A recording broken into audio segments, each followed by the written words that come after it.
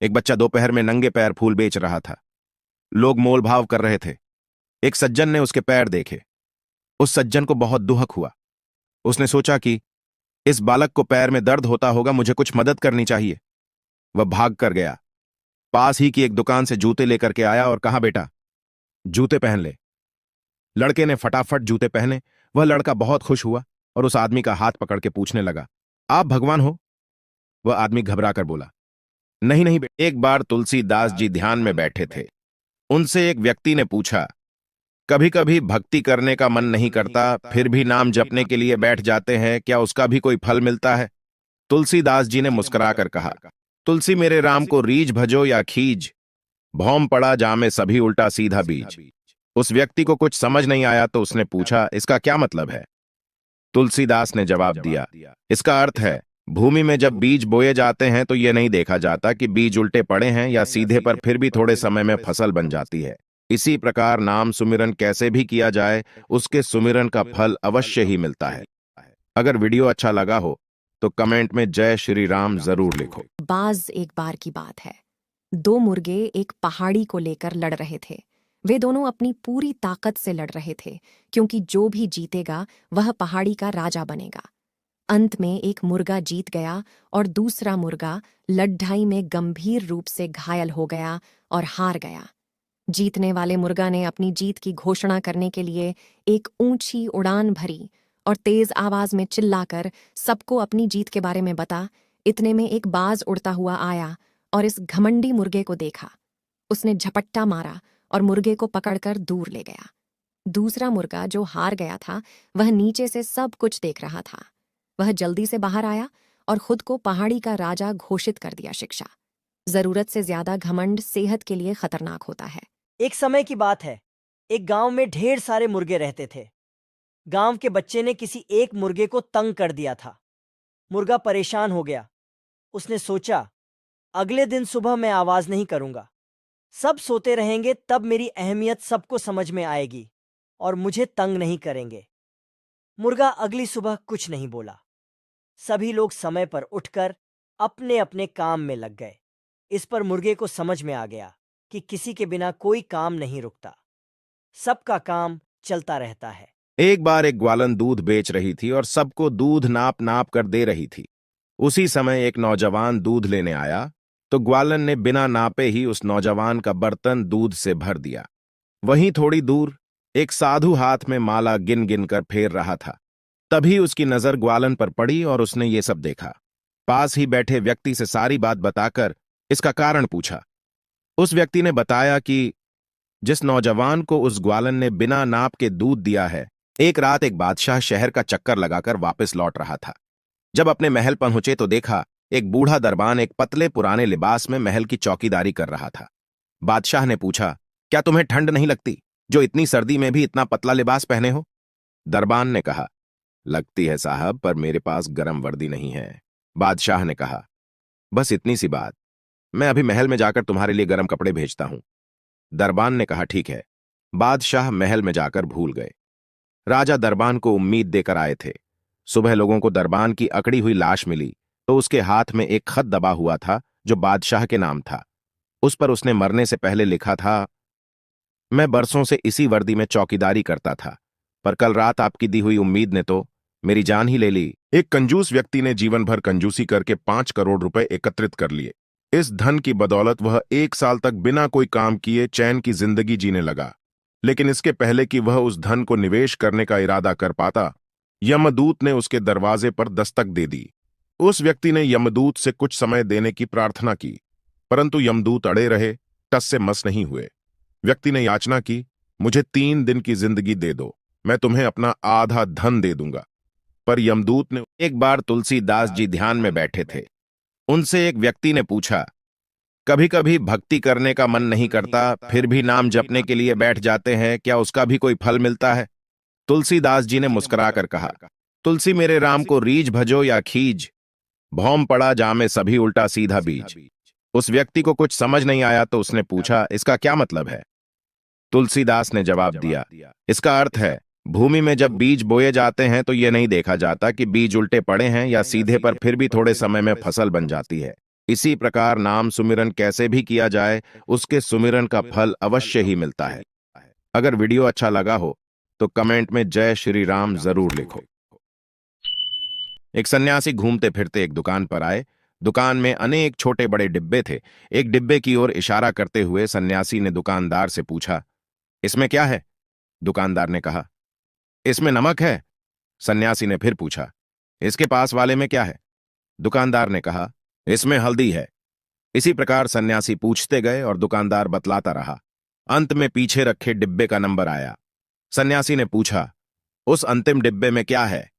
दुकानदार बोला, कौआ और घड़ा। एक बार एक गर्म दिन में एक खेत में एक प्यासे कौवे को एक घड़ा मिला जिसके तल में थोड़ा सा पानी था। हालांकि कौवे के लिए पानी तक पहुंचने के लिए घड़े की गर्दन बहुत संकरी थी। चतुर कौवे ने हार नहीं मानी। उसने एक एक करके कंकड़ इकट्ठा किए और उन्हें घड़े में डाला, जिससे पानी का स्तर बढ़ गया। धीरे धीरे कई कंकड़ मारने के बाद पानी इतना बढ़ गया कि कौआ जी भर कर पी सके। कहानी का नैतिक सरलता और दृढ़ता समस्याओं का समाधान कर सकती है। यह हमें रचनात्मक ढंग से सोचना सिखाता है।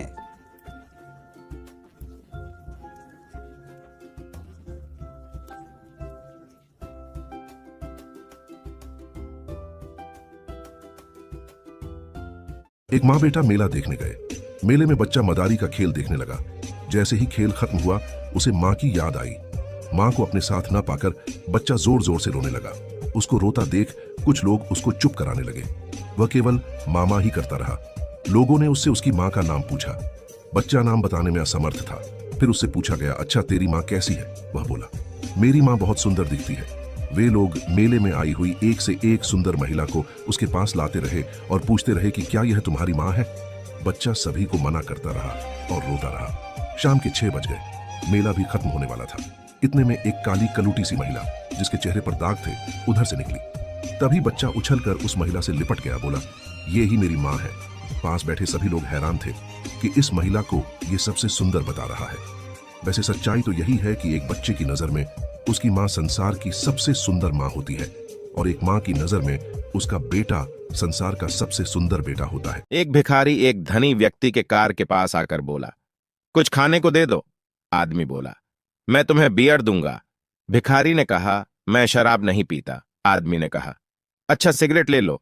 भिखारी ने कहा, मैं सिगरेट नहीं पीता। आदमी बोला, अच्छा चलो तुम्हें कसीनो ले चलता हूं। भिखारी बोला, मैं जुआ नहीं खेलता। आदमी ने कहा, लो मेरी कार ले जाओ। भिखारी ने कहा, मुझे कार चलाना नहीं आता है। आदमी ने कहा, तुम्हें गर्लफ्रेंड दिलवाता हूं। भिखारी बोला, मैं सिर्फ अपनी पत्नी से प्यार करता हूं। आदमी ने कहा, ठीक है, मैं खाना दूंगा पर तुम्हें मेरे घर चलना होगा। मैं तुम्हें अपनी बीवी से मिलवाना चाहता हूं। भिखारी ने पूछा, क्यों? आदमी ने कहा, वह भी तो देखे कि जो आदमी सिगरेट शराब नहीं पीता, जुआ नहीं खेलता, जो पूरा ईमानदार है, उसको भी कैसे कैसे काम करने पड़ते हैं। एक कंपनी के मैनेजर राहुल को अपने कंपनी के लिए चौकीदार चाहिए था। उसने बहुत ढूंढा पर कोई ईमानदार व्यक्ति नहीं मिला। फिर बाद में उसने चौकीदार की पोस्ट के लिए उन्होंने गरीब महिला जो श्री कृष्ण पर अटूट विश्वास करती थी, वे अत्यंत ही विकट स्थिति में आ गई। कई दिनों से पूरे परिवार को खाना नहीं मिला। एक दिन उसने रेडियो के माध्यम से श्री कृष्ण को अपना संदेश भेजा कि वे उसकी मदद करें। यह प्रसारण एक नास्तिक उद्योगपति ने सुना और उसने सोचा कि क्यों न इस महिला के साथ कुछ मजाक किया जाए कि उसकी श्री कृष्ण के प्रति आस्था डगमगा जाए। उसने अपने सेक्रेटरी को कहा कि वह ढेर सारा खाना उसके। एक बार एक अत्यंत गरीब महिला जो श्री कृष्ण पर अटूट विश्वास करती थी, वे अत्यंत ही विकट स्थिति में आ गई। कई दिनों से पूरे परिवार को खाना नहीं मिला। एक दिन उसने रेडियो के माध्यम से श्री कृष्ण को अपना संदेश भेजा कि वे उसकी मदद करें। यह प्रसारण एक नास्तिक उद्योगपति ने सुना और उसने सोचा कि क्यों न इस महिला के साथ कुछ मजाक किया जाए कि उसकी श्री कृष्ण के प्रति आस्था डगमगा जाए। उसने अपने सेक्रेटरी को कहा कि वह ढेर सारा खाना सेब के बीजों में एमिग्डालिन नाम का एक पदार्थ होता है जिसमें साइनाइड पाया जाता है। अगर इंसान एक बार में करीब 150 से ज्यादा बीज सेब की किस्म के आधार पर खा ले तो उस इंसान की मृत्यु हो सकती है। एक बार जापान में बहुत दो शेरों की दोस्ती बिगड़ जाती है। दोनों ही एक दूसरे के दुश्मन हो जाते हैं। फिर दोनों एक दूसरे से 10 साल तक बात तक नहीं करते। एक बार पहले शेर और उसकी बीवी बच्चों को 25 से 30 कुत्ते नोचने लगते हैं। तभी दूसरा शेर आता है और उन कुत्तों को केले के छिलके की तरह फाड़ के भगा देता है और फिर से दूर जाके बैठ जाता है। पहले शेर का बेटा उससे से पूछता है कि पापा, दूसरे शेर से तो आप बात तक नहीं करते, फिर भी उसने हमको क्यों बचाया? पहले शेर ने कहा, बेटा, भले ही नाराजगी हो, पर दोस्ती इतनी भी कमजोर नहीं होना चाहिए कि कुत्ते फायदा उठा लें। एक भिखारी एक धनी व्यक्ति के कार के पास आकर बोला, कुछ खाने को दे दो। आदमी बोला, मैं तुम्हें बियर दूंगा। भिखारी ने कहा, मैं शराब नहीं पीता। आदमी ने कहा, अच्छा सिगरेट ले लो। भिखारी ने कहा, मैं सिगरेट नहीं पीता। आदमी बोला, अच्छा चलो तुम्हें कसीनो ले चलता हूं। भिखारी बोला, मैं जुआ नहीं खेलता। आदमी ने कहा, लो मेरी कार ले जाओ। भिखारी ने कहा, मुझे कार चलाना नहीं आता है। आदमी ने कहा, तुम्हें गर्लफ्रेंड दिलवाता हूं। भिखारी बोला, मैं सिर्फ अपनी पत्नी से प्यार करता हूं। आदमी ने कहा, ठीक है, मैं खाना दूंगा, पर तुम्हें मेरे घर चलना होगा। मैं तुम्हें अपनी बीवी से मिलवाना चाहता हूं। भिखारी ने पूछा, क्यों? आदमी ने कहा, वह भी तो देखे कि जो आदमी सिगरेट, शराब नहीं पीता, जुआ नहीं खेलता, जो पूरा ईमानदार है, उसको भी कैसे कैसे काम करने पड़ते हैं। एक छोटे से गांव में एक लड़का भेड़ों को चराता था। एक दिन वह बोर होकर गांव वालों से मस्ती करने का मन बना लेता है और अचानक वह चिल्लाया, बचाओ, भेड़िया आया, बचाओ। गांव वालों ने उसकी चीखें सुनी और उसकी मदद के लिए उसकी ओर भागे। जब वे उसके पास पहुंचे तो उन्होंने पूछा, कहां है भेड़िया? लड़का हंसने लगा और बोला, मैं तो तुम सबसे मस्ती कर रहा था। कुछ दिनों बाद लड़के ने फिर से यही मजाक किया। गांव वाले उससे बहुत नाराज हो गए। कुछ समय बाद अचानक एक भेड़िया उसके खेत में घुसा और एक भेड़ पर हमला कर दिया और वो लड़का चिल्लाया, बचाओ, बचाओ, भेड़िया आया, बचाओ। गांव वालों ने उसकी चीखें सुनी, लेकिन उन्होंने हंसते हुए कहा, ये फिर से हमारे साथ मजाक कर रहा है। लड़का गांव वालों के पास दौड़ते हुए जाता है और कहता है, मैंने पहले झूठ बोला था, लेकिन इस बार यह सच है। आखिरकार गांव वाले देखने गए तो यह सच था, लेकिन तब तक भेड़िया बहुत सारी भेड़ों को मार चुका था। एक बार एक प्रोफेसर बोट से जा रहा था। रास्ते में उसने नाविक से पूछा, क्या तुम biology, ecology, zoology, geography, physiology जानते हो? नाविक ने कहा, नहीं, मुझे ये सब नहीं पता। प्रोफेसर ने कहा, तो तुम इस पृथ्वी के बारे में क्या जानते हो? तुम तो अज्ञानता से मर जाओगे। थोड़ी देर बाद नाव डूबने लगी। नाविक ने प्रोफेसर से पूछा, क्या तुम्हें स्विमिनोलॉजी, शार्कोलॉजी से एस्केपोलॉजी आती है? प्रोफेसर ने कहा, नहीं। नाविक ने कहा, ठीक है, अब शार्कोलॉजी और क्रोकोडिलोजी तुम्हारा असोलॉजी और हेडोलॉजी खाएंगे और तुम्हारे माउथोलॉजी की वजह से आज तुम्हारी डेथोलॉजी होगी। एक टीचर ने बच्चों से पूछा, अगर तुम सभी को 100-100 रुपया दिए जाए तो तुम सब क्या खरीदोगे? किसी ने कहा वीडियो गेम, तो किसी ने कहा गुड़िया। एक बच्चा शांत बैठा था। टीचर ने कहा, तुम क्या खरीदोगे? बच्चा बोला, सर मैं अपनी मां के लिए चश्मा खरीदूंगा। टीचर ने कहा, उनके लिए चश्मा तो तुम्हारे पापा भी खरीद सकते हैं। बच्चे ने कहा, मेरे पापा अब इस दुनिया में नहीं है। मेरी मां कपड़े सिलकर मुझे पढ़ाती है और उन्हें कम दिखाई देता है, इसीलिए मैं मां को चश्मा देना चाहता हूं ताकि मैं अच्छे से पढ़कर बड़ा आदमी बन सकूं। टीचर बेटा, तेरी सोच ही तेरी कमाई है। ये 100 रुपये मेरे वादे के अनुसार और ये 100 रुपये और उधार दे रहा हूं। जब कभी कमाओ तो लौटा देना। 20 वर्ष बाद अचानक उसी स्कूल के आगे जिला कलेक्टर की गाड़ी आकर रुकती है और जिला कलेक्टर एक वृद्ध टीचर के पैरों में गिर जाते हैं और कहते हैं, सर मैं उधार के 100 रुपये लौटाने आया हूं। वृद्ध टीचर झुके हुए नौजवान कलेक्टर को उठाकर भुजाओं में कस लेता है और रो पड़ता है। दोस्तों, मशहूर होना पर मगरूर मत बनना। एक सुनार था। उसकी दुकान के बगल में एक लोहार की दुकान थी। सुनार जब काम करता तो उसकी दुकान से बहुत धीमी आवाज आती, किंतु जब लोहार काम करता तो उसकी दुकान से कानों को फाड़ देने वाली आवाज सुनाई देती। एक दिन एक सोने का कण छिटक कर लोहार की दुकान में आ गिरा। वहां उसकी भेंट लोहे के एक कण के साथ हुई। सोने के कण ने लोहे के कण से पूछा, भाई, हम दोनों का दुख एक समान है। हम दोनों को ही एक समान आग में तपाया जाता है और समान रूप ये हथौड़े की चोट सहनी पड़ती है।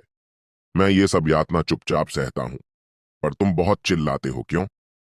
लोहे के कण ने मन भारी करते हुए कहा, तुम्हारा कहना सही है, किंतु तुम पर चोट करने वाला हथौड़ा तुम्हारा सगा भाई नहीं है। मुझ पर चोट करने वाला लोहे का हथौड़ा मेरा सगा भाई है। परायों की अपेक्षा अपनों द्वारा दी गई चोट अधिक पीड़ा पहुंचाती है। अगर वीडियो अच्छा लगा हो तो लाइक, कमेंट और फॉलो जरूर करें। समय बहुत ही मूल्यवान होता है। कोई भी चीज खोकर दोबारा प्राप्त की जा सकती है, किंतु समय जो हाथ से निकल गया फिर नहीं आता। जो लोग समय की कीमत पहचानते हैं उन्हें परेशानियों का सामना नहीं करना पड़ता। वे सब काम समय पर करते हैं तथा संतुष्ट रहते हैं। महात्मा गांधी समय के बहुत पाबंद थे। वे सभी काम ठीक समय पर करते थे। कहीं भी देर से पहुंचना उन्हें अच्छा नहीं लगता था।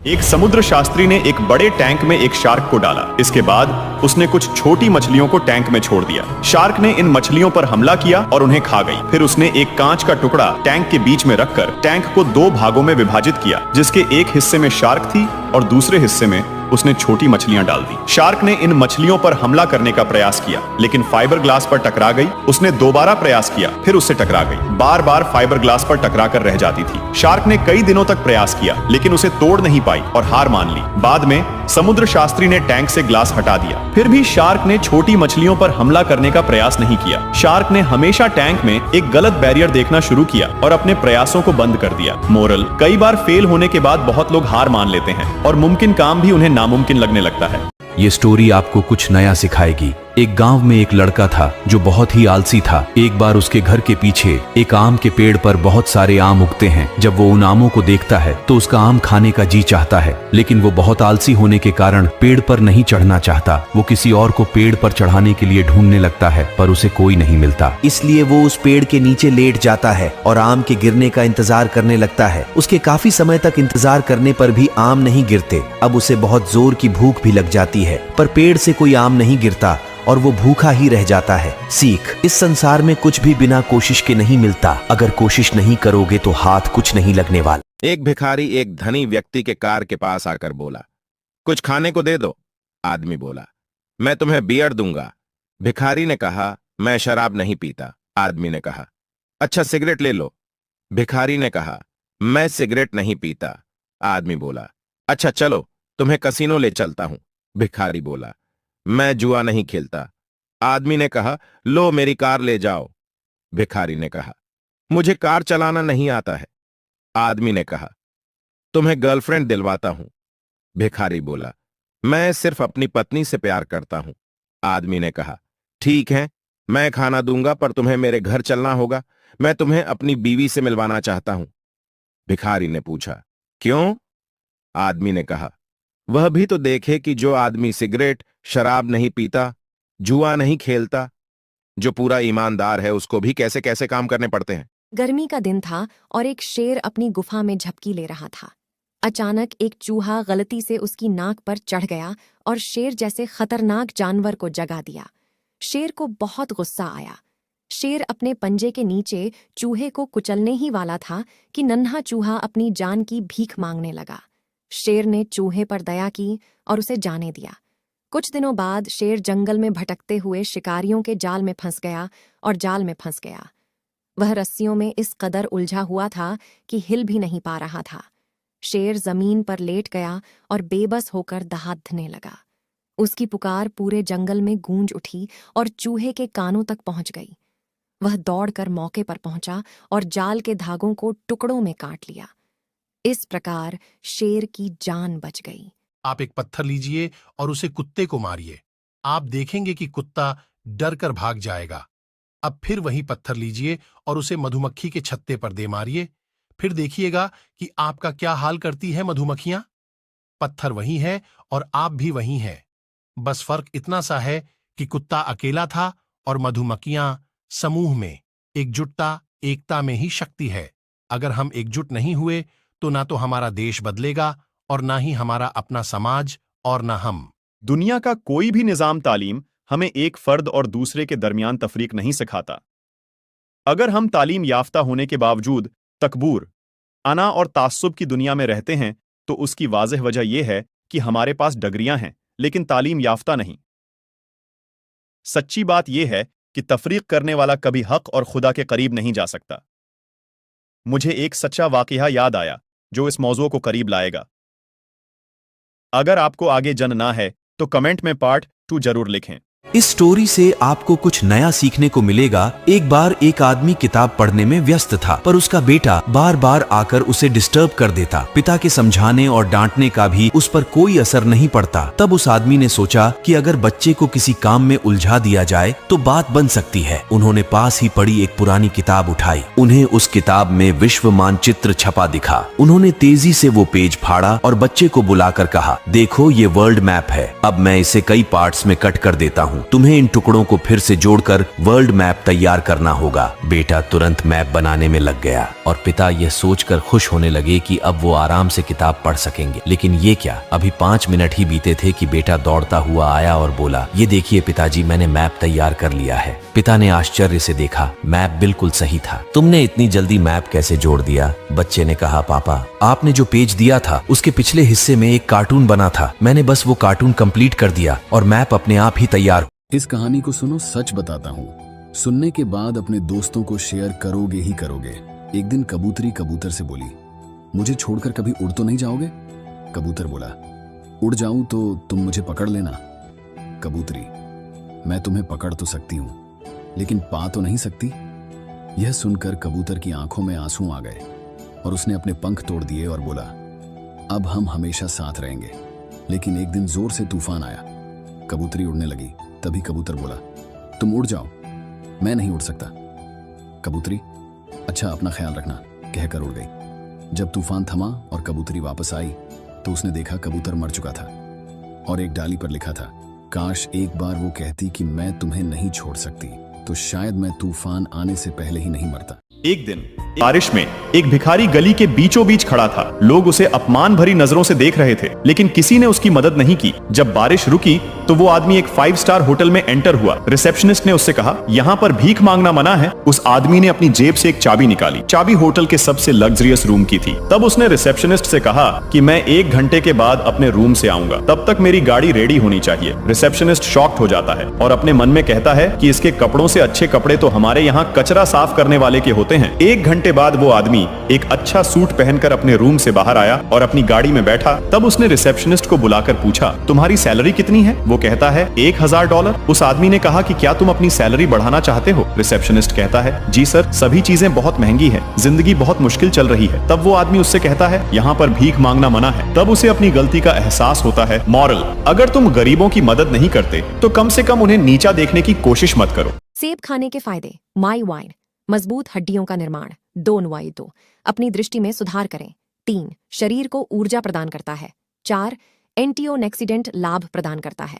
5 एंटी कैंसर लाभ प्रदान करता है। 6 एंटी अस्थमा लाभ प्रदान करता है। 7 दिमागी कार्य प्रणाली को मजबूत बनता है। 8 इम्यूनिटी को मजबूत करता है। 9 ब्लड शुगर लेवल को नियंत्रित करता है। 10 वजन घटाने को प्रोत्साहित करें। एक सन्यासी घूमते फिरते एक दुकान पर आए। दुकान में अनेक छोटे बड़े डिब्बे थे। एक डिब्बे की ओर इशारा करते हुए सन्यासी ने दुकानदार से पूछा, इसमें क्या है? दुकानदार ने कहा, इसमें नमक है।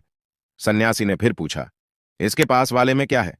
दुकानदार ने कहा, इसमें हल्दी है। इसी प्रकार सन्यासी पूछते गए और दुकानदार बतलाता रहा। अंत में पीछे रखे डिब्बे का नंबर आया। सन्यासी ने पूछा, उस अंतिम डिब्बे में क्या है?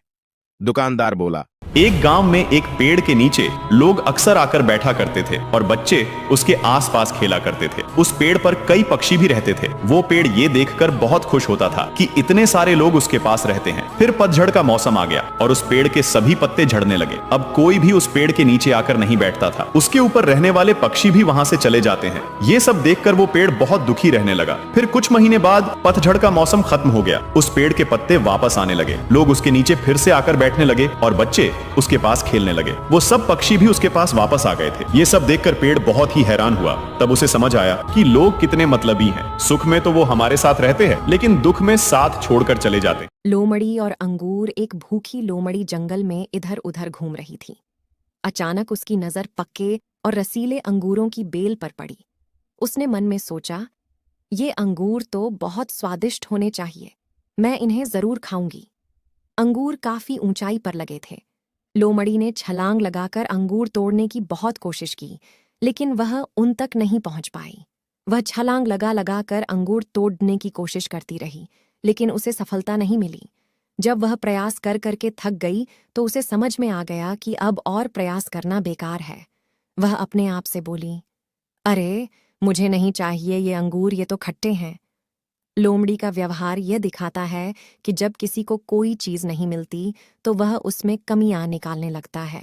एक बार एक पत्नी लेट नाइट अपने घर पहुंची और चुपके से बेडरूम का दरवाजा खोला। उसने ब्लैंकेट में 4 पैर देखे, उसमें 2 पैर तो उसके पति के थे। वो चुपके से जाकर स्टोर रूम से एक बेसबॉल बैट ले आती है और ब्लैंकेट पर जितनी जोर से मार सकती थी मारना शुरू कर देती है। फिर वो थक कर किचन में पानी पीने के लिए जाती है। उसने देखा कि उसका पति वहां पर बैठा मैगजीन पढ़ रहा था। वो तुरंत सोचने लगती है कि अगर ये यहाँ है तो बेडरूम में कौन था। उसका पति उससे कहता है, हे स्वीटी, तुम्हारे माता पिता हमारे घर घूमने के लिए आए हैं, हमारे रूम में सो रहे हैं, क्या तुम उनसे मिली? ये सुनकर पत्नी बेडरूम की तरफ भागती है। वहां पर वो देखती है कि उसने जिसकी अच्छे से धुलाई की थी वो उसके माँ बाप ही थे। Subscribe for more videos. एक कंजूस व्यक्ति ने जीवन भर कंजूसी करके 5 करोड़ रुपए एकत्रित कर लिए। इस धन की बदौलत वह 1 साल तक बिना कोई काम किए चैन की जिंदगी जीने लगा। लेकिन इसके पहले कि वह उस धन को निवेश करने का इरादा कर पाता, यमदूत ने उसके दरवाजे पर दस्तक दे दी। उस व्यक्ति ने यमदूत से कुछ समय देने की प्रार्थना की, परंतु यमदूत अड़े रहे, टस से मस नहीं हुए। व्यक्ति ने याचना की, मुझे 3 दिन की जिंदगी दे दो, मैं तुम्हें अपना आधा धन दे दूंगा। पर यमदूत ने एक बार एक लड़का जापान के सबसे फेमस कराटे के स्कूल में जाता है। वो वहां पहुंचकर वहां के एक अध्यापक को ऑडिशन देता है। जेन मार्शल आर्ट एकेडमी का मास्टर लड़के से पूछता है, तुम मुझसे क्या चाहते हो? लड़का कहता है कि वो उसका छात्र बनना चाहता है और यहाँ का एक अच्छा कराटेबाज बनना चाहता है। इसके लिए कितना समय लगेगा? मास्टर कहता है कि कम से कम 10 साल। लड़का कहता है कि 10 साल बहुत लंबा टाइम है। क्या होगा अगर मैंने आपके सभी अन्य छात्रों की तुलना में दोगुनी मेहनत की? मास्टर कहता है 20 साल। लड़का कहता है कि अगर मैं दिन रात मेहनत करूं तब कितना समय लगेगा? मास्टर कहता है 30 साल। लड़का कहता है कि ऐसा कैसे हो सकता है? मैं जितनी ज्यादा मेहनत करने को कहता हूं आप उतना ही ज्यादा समय बताते हो। मास्टर कहता है कि इसका उत्तर साफ है, जब तुम अपनी एक आंख समय पर केंद्रित करोगे तो केवल एक ही आंख बचेगी जिसके जरिए तुम अपने मार्ग पर आगे बढ़ोगे। ये स्टोरी सुनकर आप अपनी हंसी नहीं रोक पाओगे। एक बार जीव विज्ञान प्रयोगशाला में टीचर स्टूडेंट्स के सामने एक एक्सपेरिमेंट कर रहे थे। टीचर एक मेंढक को एक जार में डालकर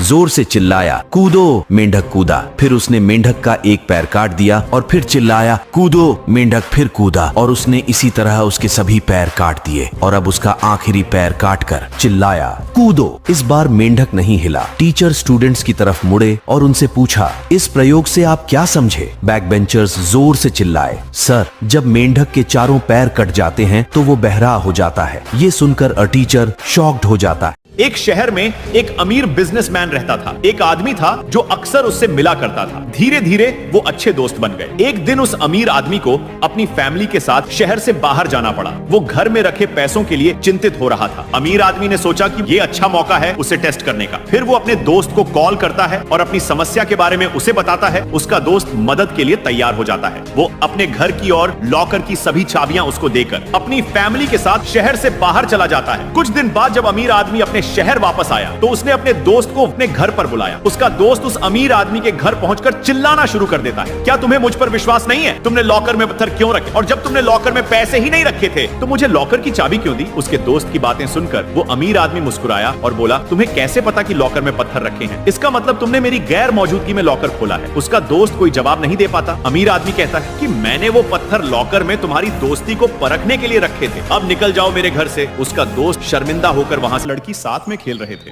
लड़के के पास बहुत सारे खूबसूरत पत्थर थे और लड़की के पास मिठाई। लड़के ने लड़की से कहा कि वो अपने सारे पत्थर उसको देगा, बदले में लड़की अपनी सारी मिठाई लड़के को देगी। लड़की तैयार हो जाती है। लड़का एक बड़ा और खूबसूरत पत्थर निकालकर बाकी सारे उस लड़की को दे देता है और लड़की उसको अपनी सारी मिठाई दे देती है, जैसा कि उसने प्रॉमिस किया था। उस रात लड़की तो आराम से सो जाती है, लेकिन लड़के को नींद नहीं आती और सोचने लगता है कि लड़की ने कुछ मिठाई तो जरूर उससे छुपाई होगी, जैसे उसने पत्थर छुपाया था। मॉरल ऑफ द स्टोरी, हर कोई दूसरों के बारे में वैसा ही सोचता है जैसा वो खुद दूसरों के साथ करता है। जब भगवान राम चित्रकूट पहुंचे, वहां पर वन देवी ने उनका स्वागत किया और उनसे पूछा, हे प्रभु, मैं आपकी किस प्रकार सहायता कर सकती हूँ? तभी भगवान राम ने वन देवी से कहा कि मैं जिस रास्ते से आया हूँ, आप कृपया उस रास्ते से सभी कांटे हटा दीजिए, क्योंकि मेरा भाई भरत मुझे ढूंढते हुए इसी रास्ते से आएगा। उसे एक भी कांटा नहीं चुभना चाहिए। इतना सुनते ही वन देवी भगवान राम से कहती है, हे जगत स्वामी, क्या दशरथ का वीर पुत्र, अयोध्या की सेना का सेनापति, भगवान राम का छोटा भाई इतना कोमल है कि उसे एक कांटा चुभने पर इतनी पीड़ा होगी? तभी भगवान राम कहते हैं, नहीं, मेरा भाई भरत तो वज्र के समान है। उसकी छाती से टकराकर तो इंद्र का वज्र टूट जाता है। यदि उसे एक भी कांटा चुभा तो वह यह सोचकर रो रो कर अपनी जान दे देगा कि मेरी वजह से इस कांटे भरे रास्ते से मेरे बड़े भैया भगवान राम होकर गुजरे हैं। बुद्ध के ये 5 सुविचार हमेशा याद रखना। बुद्ध कहते हैं, अतीत में मत रहो, भविष्य के सपने मत देखो, मन को वर्तमान क्षण पर केंद्रित करो। इस जीवन में हमारा मुख्य उद्देश्य दूसरों की मदद करना है, और यदि आप उनकी मदद नहीं कर सकते तो कम से कम उन्हें ठेस न पहुंचाएं। खुशी का असली रहस्य दैनिक जीवन के सभी विवरणों में सच्ची रुचि लेने में निहित है। सच तो यह है कि आप नहीं जानते कि कल क्या होने वाला है। जीवन एक पागलपन भरी सवारी है और किसी भी चीज की गारंटी नहीं है। जीवन स्वयं को खोजने के बारे में नहीं है। जिंदगी से तात्पर्य अपने आप को बनाना होता है। ऐसे और गौतम बुद्ध के विचार और कहानियां जानने के लिए हमें फॉलो करें और YouTube चैनल को सब्सक्राइब करें। धन्यवाद। नमो बुद्धाय।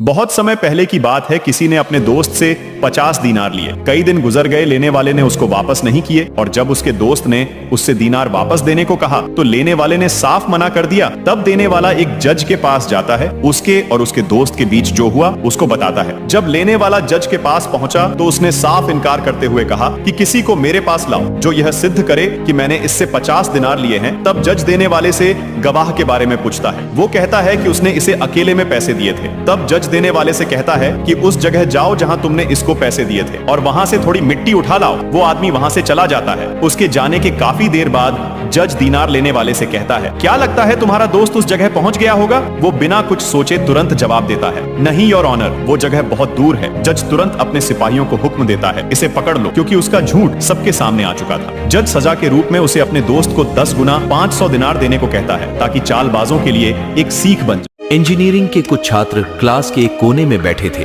क्लास टीचर ने पास जाकर उत्सुकता से देखा और पूछा, आप लोग यहाँ क्या कर रहे हो? छात्रों ने कहा, सर, हमने एक नई खोज की है जिसके जरिए हम दीवार के आर पार देख सकते हैं। टीचर ने पूछा, वो क्या है? छात्रों ने कहा, एक होल। ये सुनकर टीचर शॉक्ड हो जाता है।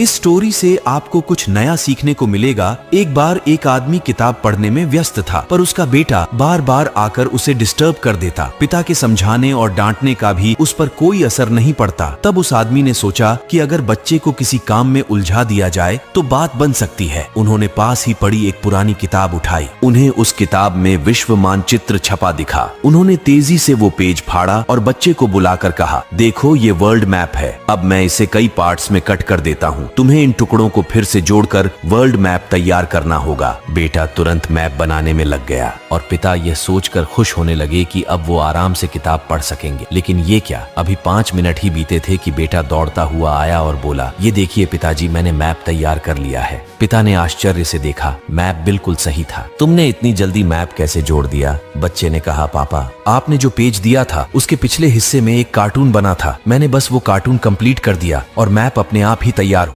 एक शहर में एक स्वार्थी आदमी रहता था और कुछ भी किसी के साथ शेयर नहीं करता था, न दोस्तों के साथ और न ही गरीबों के साथ। एक दिन उस आदमी के 30 सोने के सिक्के खो गए। उसके एक दोस्त की बेटी को वो 30 सोने के सिक्के मिलते हैं। लड़की का पिता उससे बताता है कि ये सिक्के उसके दोस्त के हैं, तो उसको वापस कर देते हैं। जब वो स्वार्थी आदमी अपने दोस्त के घर पहुंचा और उसको वो सिक्के दे देता है। सिक्कों की गिनती करने के बाद वो आदमी कहता है कि इसमें तो 10 सिक्के कम हैं जो इस लड़की ने रख लिए हैं। मेरे 40 सिक्के गिरे थे। और वो उस आदमी से कहता है कि बाकी के 10 सिक्के उसको देने पड़ेंगे। वहां से निकलकर वो कोर्ट पहुंचता है और जज से सिक्कों के बारे में बताता, मिलेंगे तो वो उस तक पहुंचा दे। एक शाम एक छोटी ने शादी के कई सालों बाद सोचा कि अगर वो अपने पति को छोड़कर चली जाए तो उसका पति कैसा महसूस करेगा। तभी उसने एक कागज पर लिखा कि अब मैं तुम्हारे साथ नहीं रह सकती। मैं परेशान हो चुकी हूँ तुम्हारे साथ से और अब मैं हमेशा के लिए घर छोड़कर जा रही हूँ। वो उस कागज को टेबल पर रखकर बेड के नीचे छिप जाती है। जब उसका पति आया तो उसे टेबल पर एक खत रखा मिला। उसने उसे पढ़ा और कुछ देर तक चुपचाप खड़ा रहा। फिर उस लेटर पर कुछ लिखा और अचानक वो उछलने कूदने लगा, खुशी से झूमने लगा। उसने अपना फोन निकालकर किसी को कॉल किया और बोला, आज मैं आजाद हो गया। मेरी पत्नी मुझे छोड़कर हमेशा के लिए चली गई, इसलिए मैं अब आजाद हूँ तुमसे मिलने के लिए। तुम तैयार होकर मेरे घर के सामने वाले पार्क में आ जाओ। वो कपड़े बदलकर घर से बाहर निकल गया। पति के जाने के बाद पत्नी बेड से बाहर निकली। उसकी आंखें आंसुओं से भरी हुई थीं। उसने लेटर को उठाया और उसको पढ़ा, जिस पर लिखा था, बेड के नीचे से पैर दिख रहे थे तुम्हारे, अब जल्दी से चाय बनाओ, मैं पास की दुकान से ब्रेड लेकर आता हूँ। जिंदगी चाहे जैसी हो, लेकिन खुश हूँ कि तुम में। जब कन्या अपने पिता के घर होती है तो रानी बनकर रहती है। जब ससुराल जाती है तो लक्ष्मी बनकर जाती है और ससुराल में काम करते करते बाई बन जाती है। इस तरह लड़कियां रानी लक्ष्मीबाई बन जाती हैं और फिर वह पति को अंग्रेज समझकर बिना तलवार के इतना परेशान कर देती है कि बेचारा वह पति अंग्रेज न होकर भी अंग्रेजी लेना शुरू कर देता है। एक बार की बात है, एक अजीब गांव में दो आत्माएं रहती थीं, आर्यन और सान्या। भाग्य ने एक सुंदर कहानी बनी जब उनके रास्ते एक जीवंत बाजार में गुजरे जहां मसाले हवा में नाच रहे थे। दिल से कवि आर्यन को अपनी प्रेरणा सान्या की हंसी में मिली। उनका प्यार गांव के बगीचे में सुगंधित चमेली की तरह खिल गया। प्रत्येक पंखुड़ी चोरी की नजरों और फुसफुसाते वादों को कैद कर रही थी। फिर भी बॉलीवुड फिल्म के नाटक की गूंज, तूफान उनके बंधन का परीक्षण करते हैं। एक गलतफहमी एक महत्वपूर्ण मोड़ बन गई। एक छोटे गांव की कहानी है जहां एक परिवार ने अपने संघर्षों के बावजूद एक दूसरे के साथ खड़ा रहकर अपने जीवन को जीने का निर्णय लिया। गांव में एक बकरी रहती थी। उसकी नाम चिंटू थी। चिंटू बहुत ही शैतानी थी और दूसरे जानवरों को परेशान करती थी। एक दिन उसने अपने आप को चारेयन का फैसला किया और गांव के बाहर की तरफ चली गई। ऐसे ही वीडियोस को देखने के लिए हमारा चैनल सब्सक्राइब करें। जब कन्या अपने पिता के घर होती है तो रानी बनकर रहती है। जब ससुराल जाती है तो लक्ष्मी बनकर जाती है और ससुराल में काम करते करते बाई बन जाती है। इस तरह लड़कियां रानी लक्ष्मीबाई बन जाती हैं और फिर वह पति को अंग्रेज समझकर बिना तलवार के इतना परेशान कर देती है कि बेचारा वह पति अंग्रेज न होकर भी अंग्रेजी लेना शुरू कर देता है।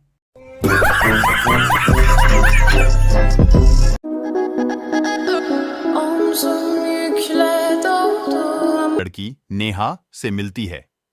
उनकी मुलाकात हुई जब अर्जुन एक खूबसूरत फूल तोड़ता है और यू से नेहा को देता है। नेहा मुस्कुराती है और दोनों शुरू करते हैं एक प्यारा सा लव स्टोरी। पार्क के बीच में की गई मुलाकात, बेंच पर बात और साथ में बिताए पल उनके दिल को और भी करीब ले आते हैं। सिम्बा अपने अकेलेपन से निपटने के लिए जंगल में घूमता रहा। उसने कई जानवरों से दोस्ती की, जैसे कि एक मस्ती भरा बंदर और एक समझदार हाथी। साथ में ये साथ मिलकर जंगल के मुश्किल रास्ते और खतरों से गुजारते हुए एक दूसरे को मदद करते थे। सिम्बा ने सीखा कि दोस्ती और सहायता से हर मुश्किल आसान हो सकती है। एक गांव में एक युवक था जिसका नाम रामू था। रामू का परिवार किसान था और वह भी अपने परिवार के साथ कृषि का काम करता था। लेकिन रामू के मन में हमेशा से खुद को बदलने की इच्छा थी। वह नए तरीके से कृषि करना चाहता था। एक दिन रामू ने एक पुरानी किताब पाई जिसमें नवाचारी कृषि के बारे में था। उसने उसका अध्ययन किया और नए तरीके से खेती करने के लिए तैयार हो गया। वह बुजुर्ग किसानों से भी सलाह ली और अपने क्षेत्र में कुछ नए तरीकों का प्रयोग किया। एक शाम का पहला झलक, एक सुंदर पार्क, हरा भरा और हवा में खुशबू भरी। वहां एक लड़का अर्जुन और एक लड़की काव्या मिलते हैं। उनकी आंखों में एक दूसरे का खूबसूरत एहसास। अर्जुन मुस्कुराता है। कहानी एक छोटे से गांव में शुरू होती है जहां हमारा मुख्य चरित्र राम रहता है। वह अपने परिवार के साथ सुख शांति से रहता है। एक दिन उसे अपने गांव से बाहर जाने की जरूरत पड़ी और वह शहर चला गया। राम ने रेलगाड़ी में सफर किया और उसकी यात्रा के दौरान उनकी आंखें एक अजनबी की ओर ध्यान गईं। यह एक खूबसूरत लड़की थी जिसका नाम गीता था। उनके दोनों के बीच वाक्यांश हुए और उनकी दोस्ती शुरू हुई। राम और गीता बातचीत करने में खो गए और एक दूसरे के कमरे बदल गए। उन्होंने एक दूजे के बारे में ज्यादा जानने की कोशिश की और अपनी जीवन की कहानियां साझा की। धीरे धीरे प्यार और विश्वास बढ़ा और उनका सफर अब एक प्यार भरे रिश्ते की ओर बढ़ता गया। एक छोटे से गांव में आर्यन नाम का एक लड़का रहता था। वह बहुत उत्साही और स्वप्नदृष्टा था। उनका सपना अपने गांव का नाम रोशन करना था। आर्यन का पूरा दिन काम में बीत जाता था, लेकिन उसका सपना कभी कमजोर नहीं हुआ। एक दिन गांव में स्कूल मेला लगा हुआ था, जिसमें तरह तरह की प्रतियोगिताएं हो रही थीं। आर्यन ने एक पेंटिंग प्रतियोगिता में भाग लिया और अपनी रंगीन कला से सभी को आश्चर्यचकित कर दिया। काश नाम का एक लड़का रहता था। वह बहुत उत्साही और स्वप्नदृष्टा था। उनका सपना अपने गांव का नाम रोशन करना था। आर्यन का पूरा दिन काम में बीत जाता था, लेकिन उसका सपना कभी कमजोर नहीं हुआ। एक दिन गांव में स्कूल मेला लगा हुआ था, जिसमें तरह तरह की प्रतियोगिताएं हो रही थीं। आर्यन ने एक पेंटिंग प्रतियोगिता में भाग लिया और अपनी रंगीन कला से सभी को आश्चर्यचकित कर दिया। गांव में रहने वाले रामचंद्र और सीता एक छोटे से परिवार के सदस्य थे। रामचंद्र गांव में कृषि करते थे, जबकि सीता घर में बच्चों की देखभाल करती थी। दिन रात की मेहनत के बावजूद उनका जीवन अच्छा नहीं था। एक दिन गांव में बारिश का समय था।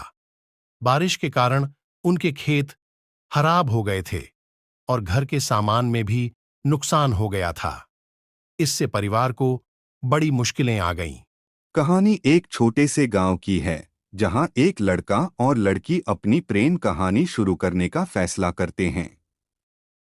वे गांव के मेले में मिले, जहां उनके बीच अजीब बातचीत हुई। किसी ने क्या खूब कहा है, बख्श देता है भगवान उनको। जिनकी किस्मत खराब होती है वे हरगिज नहीं बख्शे जाते जिनकी नीयत खराब होती है। ना मेरा एक होगा, ना तेरा लाख होगा, ना तारीफ तेरी होगी, ना मजाक मेरा होगा। गुरूर ना कर साहे शरीर का, मेरा भी खाक होगा, तेरा भी खाक होगा। जिंदगी भर ब्रांडेड ब्रांडेड करने वालों याद रखो, कफन का कोई ब्रांड नहीं होता। कोई रो करके दिल बहलाता है और कोई हंस करके दर्द छुपाता है। अगर सहमत हैं तो कमेंट में यस जरूर लिखिए। एक शाम का पहला झलक। एक सुंदर पार्क, हरा भरा और हवा में खुशबू भरी। वहां एक लड़का अर्जुन और एक लड़की काव्या मिलते हैं। उनकी आंखों में एक दूसरे का खूबसूरत एहसास। अर्जुन मुस्कुराता है। एक बार एक गांव में एक किसान था जिसका नाम रमेश था। उसने अपने खेत में कई सारी फसलों की खेती की थी, लेकिन एक दिन उसने सोचा कि वो बैंगन की खेती भी करे। उसने अपने खेत में बैंगन की खेती शुरू की और मेहनत से काम करते रहे। एक लड़के और एक लड़की की, जिनका नाम अर्जुन और आदिति था। अर्जुन एक संवेदनशील और कला के शौकीन लड़का था, जबकि आदिति एक संगीत की दुनिया में रंग भरती थी। अर्जुन और आदिति की मुलाकात एक संगीत स्कूल में हुई थी, जहां उनकी मुस्कानों ने एक दूसरे के दिल में जगह बना ली। धीरे धीरे उनकी मित्रता में प्यार का रंग घुलने लगा। एक प्यारी कहानी है। एक लड़का और लड़की संयोग से मिलते हैं और उनकी मुलाकात प्यार की शुरुआत का प्रतीक है। उनका रिश्ता समय के साथ मजबूत होता जाता है। वे एक साथ खुशियां और आनंद लाते हैं, लेकिन उनका प्यार कभी नहीं टूटता। अंत में उनका प्यार उन्हें हमेशा के लिए एक दूसरे से बांध देता है और वे हमेशा खुशी से रहने की कसम खाते हैं। यह कहानी प्रेम, समाज और विश्वास की महान उपलब्धियों को दर्शाती है।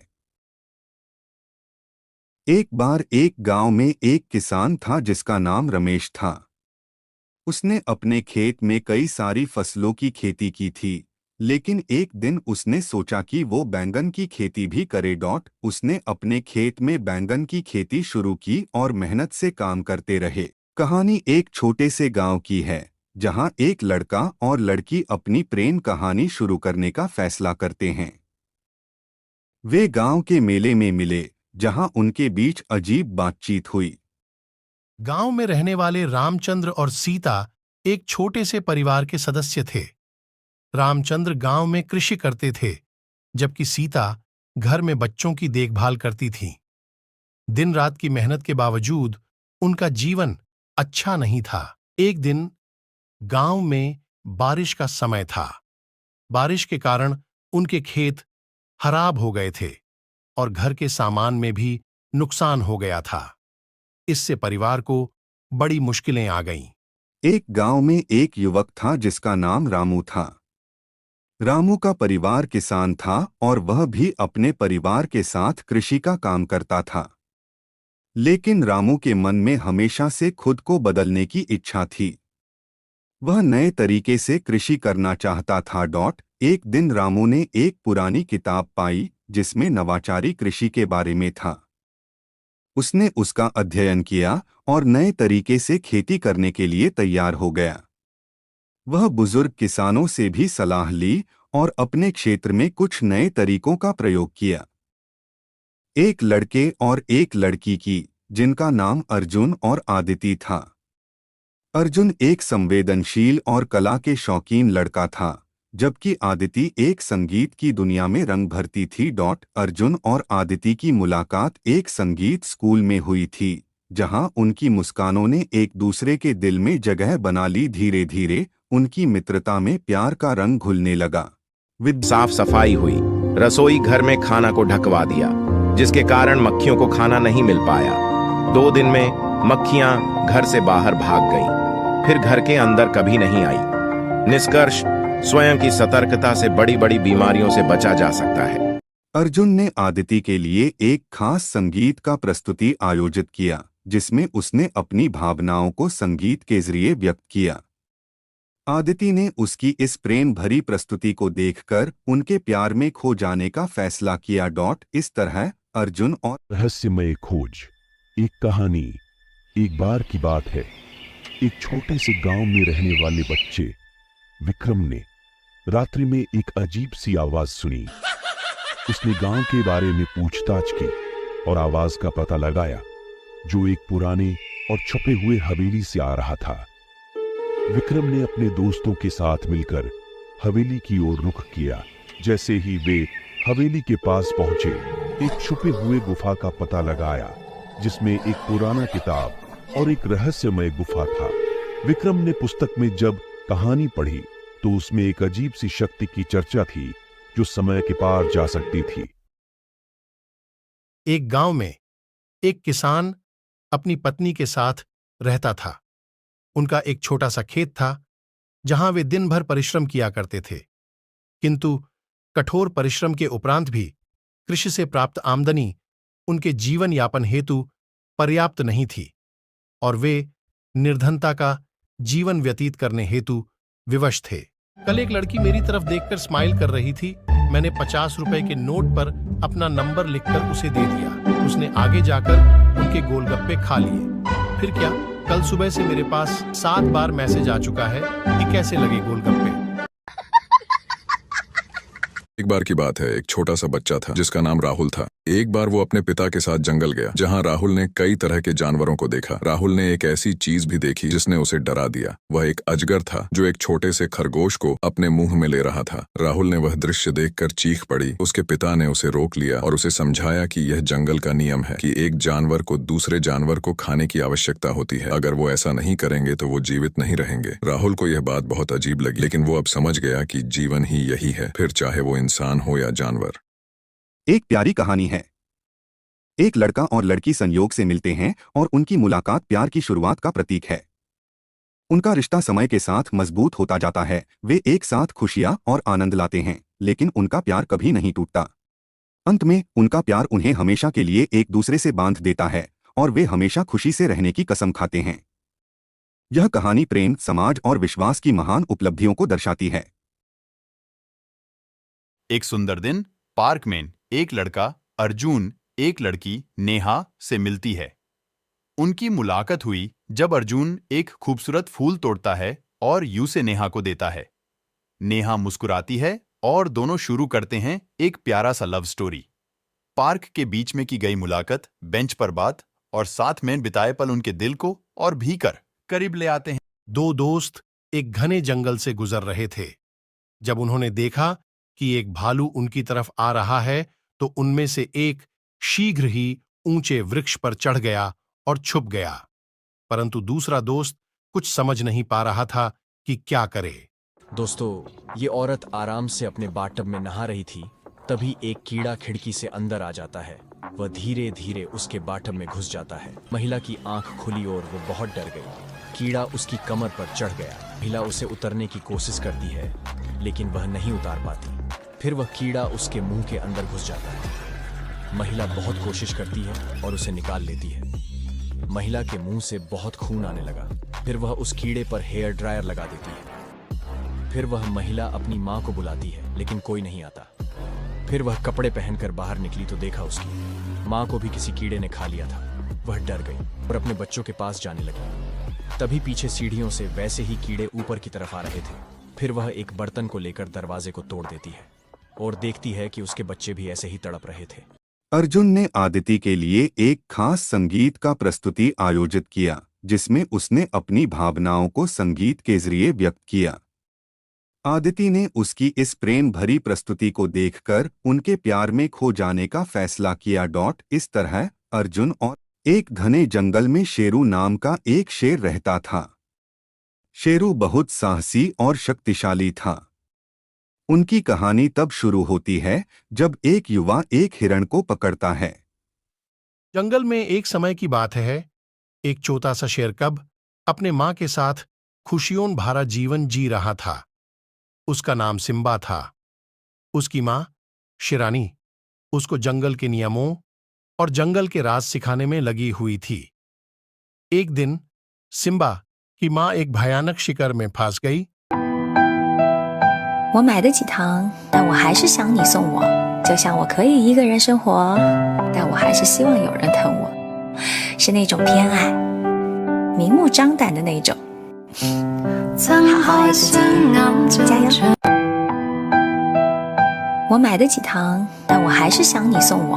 就像我可以一个人生活，但我还是希望有人疼我，是那种偏爱，明目张胆的那种。